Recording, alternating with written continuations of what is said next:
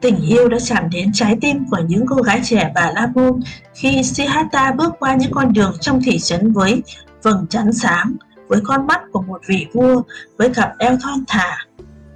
Nhưng hơn tất cả những người khác, anh được Govinda, bạn của anh, con trai của một Bà La Môn yêu mến.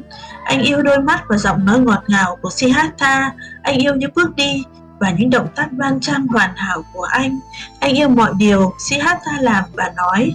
Và điều anh ta yêu nhất là tinh thần của anh, những suy nghĩ siêu việt rực lửa, ý chí nhiệt thành, tiếng gọi cao cả của anh. Govinda biết ông sẽ trở thành một người Bà La Môn.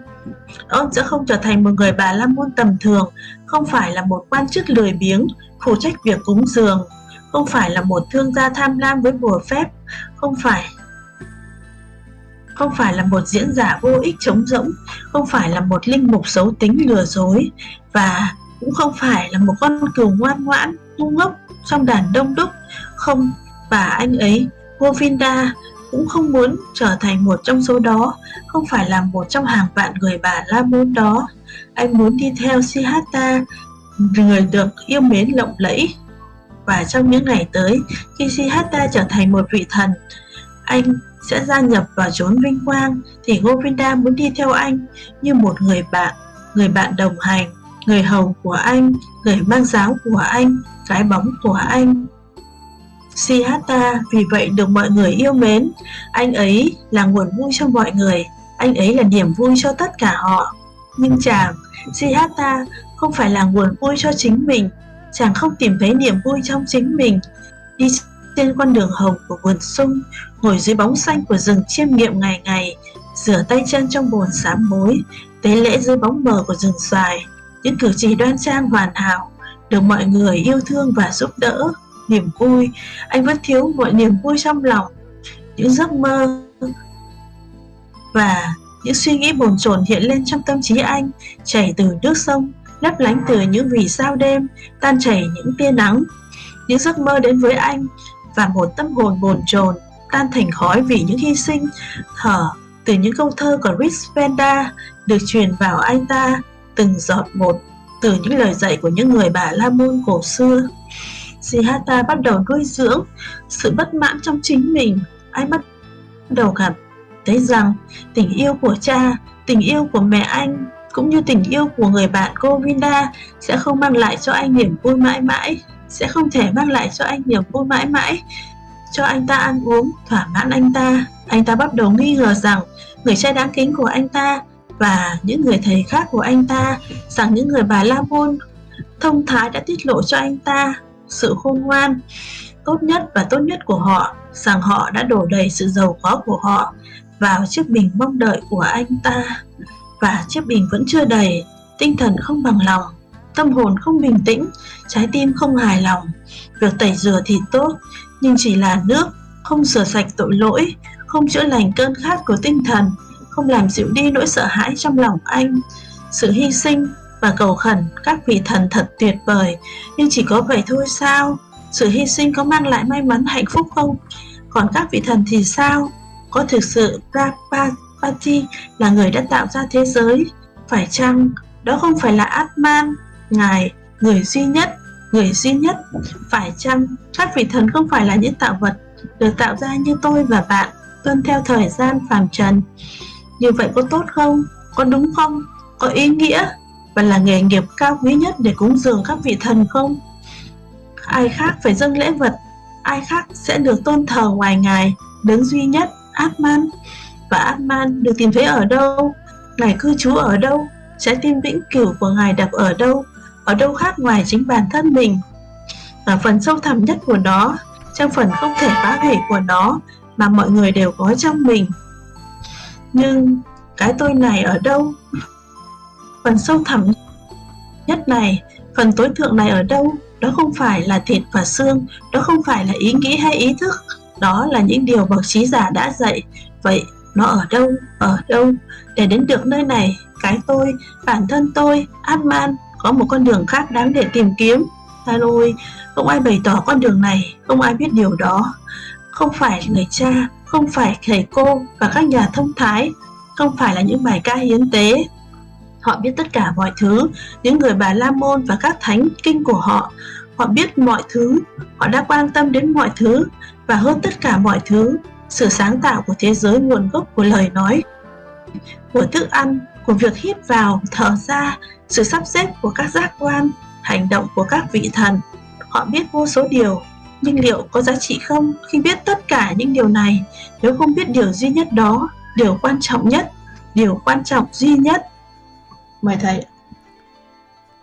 Love touched the hearts of the Brahman's young daughters when Siddhartha walked through the lanes of the town with the luminous forehead, with the eye of a king, with his slim hips. But more than all the others, he was loved by Govinda, his friend, the son of a Brahmin. He loved Siddhartha's eyes and sweet voice. He loved his walk and the perfect decency of his movements. He loved everything Siddhartha did and said, and what he loved most was his spirit, his transcendent, fiery thoughts, his ardent will, his high calling.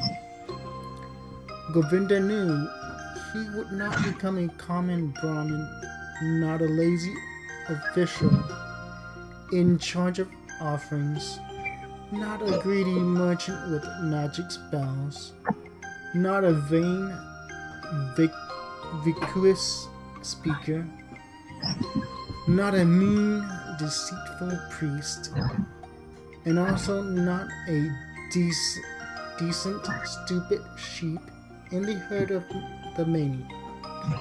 No, and he, Govinda, as well did not want to become one of those. Not one of those tens of thousands of Brahmins. He wanted to follow Siddhartha, the beloved, the splendid, and in days to come, when Siddhartha would become a god, when he would join the glorious, then Govinda wanted to follow him as his friend, his companion, his servant, his spear carrier, his shadow. Siddhartha was thus loved by everyone. He was a source of joy for everybody. He was a delight for them all. But he, Siddhartha, was not a source of joy for himself. He found no delight in himself.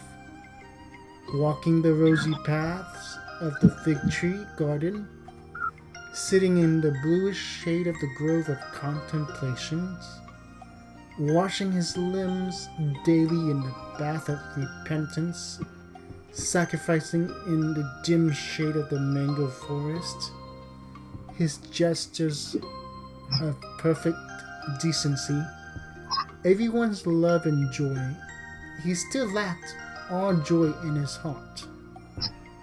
Dreams and restless thoughts came into his mind, flowing the water of the river, sparkling from the stars of the night, melting from the beams of the sun. Dreams came to him, and a restlessness of the soul, fuming from the sacrifices, breathing forth from the verses of the Rig Veda, being infused into him drop by drop from the teachings of the old Brahmins. Siddhartha had started to nurse discontent in himself. He had started to feel that the love of his father and the love of his mother, and also the love of his friend Govinda, would not bring him joy forever and ever, would not nurse him, feed him, satisfy him. He had started to suspect that his venerable father and his other teachers, that the wise Brahmins had already revealed to him the most and the best of their wisdom, that they had already filled his expecting vessel with their richness, and the vessel was not full. The spirit was not content. The soul was not calm. The heart was not satisfied. The ablutions were good, but they were water. They did not wash off this sin. They did not heal the spirit's thirst. They did not relieve the fear in his heart. The sacrifices and the invocations of the gods were excellent. But was that all? Did the sacrifices give a happy fortune? And what about the gods? Was it really Prajapati who had created the world? Was it not the Atman, he, the only one, the singular one? Were the gods not creations created like me and you, object to time, mortal? Was it therefore good? Was it right? Was it meaningful? And the highest occupation to make offerings to the gods? For whom else were offerings to be made? Who else was to be worshipped but him, the only one, the Atman? And where was Atman to be found? Where did he reside? Where did his eternal heart beat?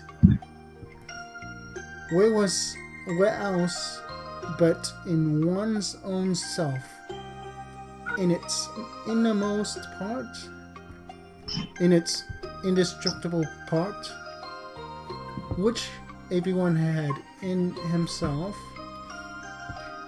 But where was this self, this innermost part, this ultimate part? It was not flesh and bone. It was neither thought or consciousness. Thus, the wisest ones taught. So, where was it? To reach this place, the self, myself, the Atman, there was another way, which was worthwhile looking for. Alas, and nobody showed this way. Nobody knew it. Not the Father, not the teachers and wise men, not the holy sacrificial songs. They knew everything. The Brahmins and their holy books, they knew everything. They had taken care of everything, and of more than everything. The creation of the world, the origin of speech, of food, of inhaling, of exhaling, the arrangement of the senses, the acts of the gods. They knew infinitely much. But was it valuable to know all this, not knowing that one and only thing, the most important thing, the solely important thing?